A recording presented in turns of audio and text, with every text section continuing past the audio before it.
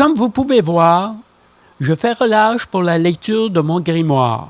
Premièrement, je vais vous souhaiter une très bonne année 2020 dans votre zone de création. Durant cette année, dans les secrets de mon grimoire, la différence entre la matrice artificielle et la matrice originelle vous sera dévoilée. Il sera question également de l'eau, qui est source de vie, qui contribue à l'immortalité que l'humain a perdue par manipulation de son mental, au profit de son intellect. Vous apprendrez également comment les maîtres du monde ont détourné notre pouvoir créatif pour qu'il soit utilisé selon leur bon vouloir. De cette manière, ils nous manipulent en nous faisant croire que c'est eux qui ont le pouvoir sur nous.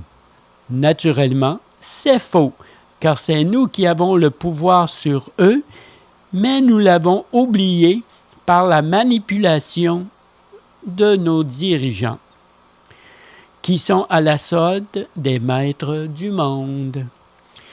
Ils nous manipulent principalement par la science et les religions, avec la complicité des médias conventionnels qui nous entretiennent toujours dans une soumission aveugle, presque sans limite.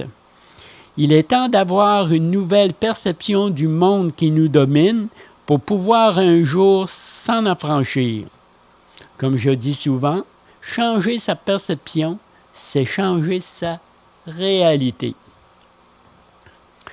En parlant justement du monde dans lequel on vit, je vais profiter de cette période des fêtes pour vous lire un petit conte fantastique, principalement pour les grands qui ont conservé un cœur jeune.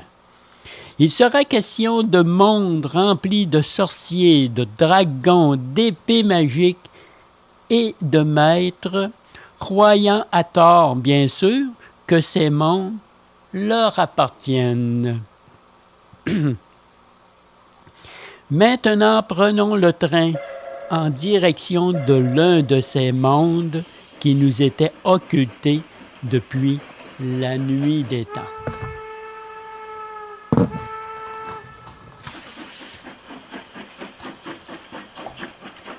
Voici un conte fantastique intitulé « Depuis la nuit des temps ». Donc, Depuis la nuit des temps est un conte fantastique tiré d'un grimoire qui nous a révélé les secrets de d'autres mondes. Entrons dans ces mondes parallèles de nature fantastique qui appartiennent à une autre époque et à un autre temps, qui n'est pas si loin de nous en fin de compte, car étant séparés seulement par un voile dimensionnel invisible à nos yeux. Parlons, pour débuter, des trois mondes. Au début de l'humanité, l'ancien et le nouveau monde cohabitaient. Dans l'espace de quelques siècles, l'ancien monde s'effrita et ce monde disparut avec l'île magique d'Avalon. Le nouveau monde s'implanta petit à petit et finit par prendre forme définitivement. Donc, des deux mondes, un seul réussit à se manifester. À l'aube d'une ère nouvelle, le premier monde essaie de refaire surface, ouvrant la porte à l'émergence d'un troisième monde. Une ère nouvelle est sur le point de commencer à s'affirmer.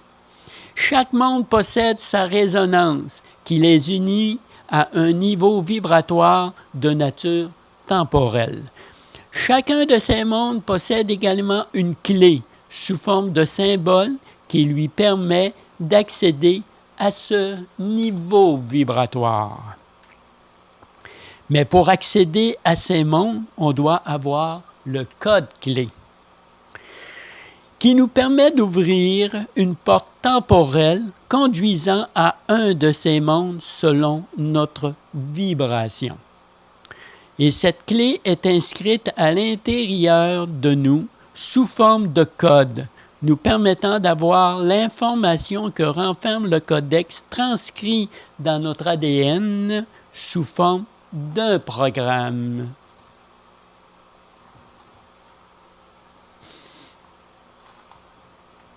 Maintenant, ouvrons la porte donnant accès à un de ces mondes.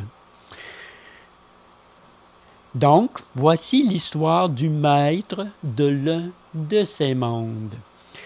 Je vais vous raconter l'histoire de l'un de ces mondes. Et comme commencent toutes les histoires de contes fantastiques, donc, il était une fois le maître d'un monde qui gouvernait un univers où se trouvait une zone de création propice à propice à l'existence de dragons, de sorciers et de magie. Dans ce passé révolu existait un être très puissant qui contrôlait les événements du temps. Comme allié, il avait 2 dragons sur qui il pouvait compter pour l'assister dans le contrôle des éléments temporels et qui le protégeaient contre ses ennemis. Il contrôlait les 2 dragons grâce à une dague qui lui conférait une puissance absolue. De cette manière, les dragons lui obéissaient et l'assistaient pour le contrôle de son monde. Mais voilà, un autre être convoitait ce monde.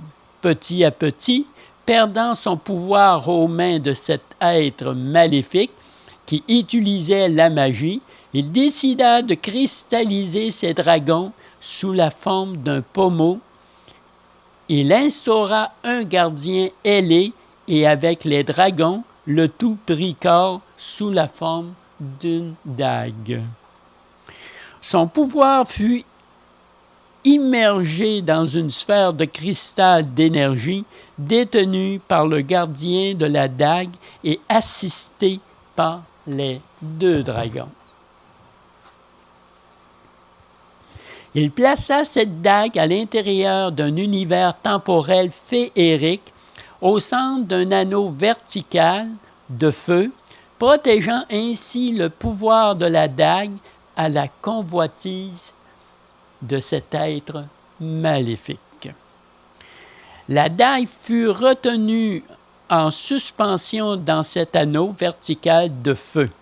Un autre anneau, cette fois-ci horizontal et également de feu, contribua au maintien du pouvoir de la dague dans cet univers féerique temporel. Ces anneaux sont protégés par une épée d'acier arborant les 4 cavaliers de l'Apocalypse. Cette épée accompagne le gardien de la dague afin que ce pouvoir ne soit jamais dérobé. L'anneau vertical renfermant la dague est entouré d'un anneau horizontal de feu, infusé d'énergie. À l'intérieur de l'anneau horizontal, une épée d'acier renfermant les 4 cavaliers de l'Apocalypse, retenue énergétiquement par la proximité à l'intérieur de l'anneau horizontal de l'épée Excalibur. L'épée éthérique forgée dans le feu de nature éthérique par Merlin. Les 2 anneaux contiennent les 4 éléments du temps. Une formule secrète fut gravée sur les anneaux sous forme de symboles. La signification de ces symboles furent écrits sous forme de codes et furent dissimulés dans certains textes à l'intérieur d'un grimoire. Cet être maléfique est à la recherche de ce grimoire, car celui qui possédera l'ancien grimoire et aura la puissance nécessaire pour contrôler le gardien de la dague pourra manipuler le code clé et s'approprier la dague. Il contrôlera les éléments qui lui apporteront le pouvoir sur le temps, Mais malheur à celui qui réussit à utiliser le code clé en ne décodant pas les symboles et ne possédant pas la puissance pour contrôler la dague. Les éléments se déchaîneront et ainsi prêtant vie au gardien de la dague et ainsi qu'aux deux dragons. Si la dague est retirée de l'anneau de feu et que les clés sont manipulées sans déchiffrer le secret des symboles, lorsque la dague traversera le champ énergétique de l'anneau horizontal, elle mettra en branle le processus de destruction. Sans le pouvoir énergétique des anneaux, le gardien de la dague prendra vie, libérant l'énergie contenue dans sa sphéroïde de cristal et fera revivre les deux dragons. Les dragons, en libérant l'énergie de leur sphéroïde de cristal, engendreront un mouvement rotatif de l'anneau horizontal, libérant ainsi les éléments terre et air. Dépourvu de ces éléments, l'anneau horizontal inversera sa rotation et activera le mouvement de l'anneau vertical, libérant à son tour les éléments feu et eau. Les 4 éléments du temps ainsi libérés engendreront un tourbillon encerclant l'épée d'acier, libérant ainsi les 4 cavaliers de l'Apocalypse. L'intrus sera détruit par les cavaliers de l'Apocalypse et ces derniers seront en liberté sous le contrôle du gardien de la dague et des dragons.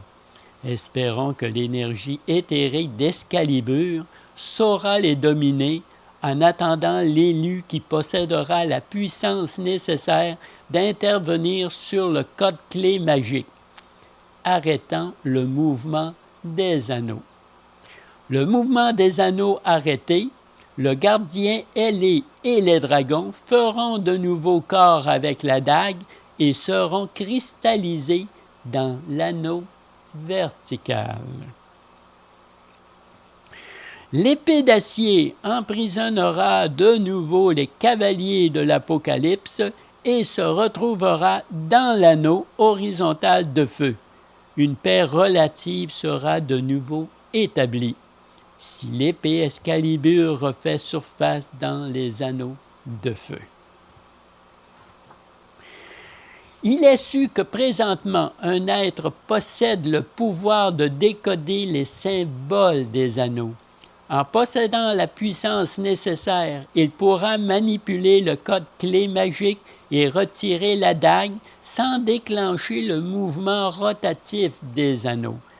Mais cela est possible seulement si l'épée Excalibur est manipulée avec dextérité. Et qui sait, cet être, cet élu, c'est peut-être vous. Il existe également un troisième dragon. C'est le dernier dragon de l'ordre de la flamme, qui fait partie de la légende des chevaliers du feu. Sa détermination et sa sagesse font de lui un adversaire redoutable ou un allié indispensable. Il paraît que la vue de sa seule présence suffit à mettre en fuite ses ennemis. On a même dit qu'il fut vu à plusieurs reprises survolant le château de l'île d'Avalon. Serait-il l'ami du dragon de Merlin, l'Enchanteur? Et ça, c'est encore une autre légende fantastique qui nous vient de la nuit des temps, mais ça, c'est une autre histoire. Maintenant, reprenons de nouveau le train en direction de notre réalité actuelle pour le retour vers notre zone de création. Voilà, ceci termine notre incursion dans ce monde magique venu de la nuit des temps. J'espère que vous avez apprécié ce petit conte à caractère fantastique. Je vous donne donc rendez-vous pour la prochaine lecture des secrets de mon grimoire. Il sera question des secrets de la Terre, mais cette fois-ci avec une vue au niveau mental inférieur, supérieur, supra et suprême de la mécanique céleste. Donc, c'est un rendez-vous pour le mois de février dans la deuxième partie des secrets de la Terre.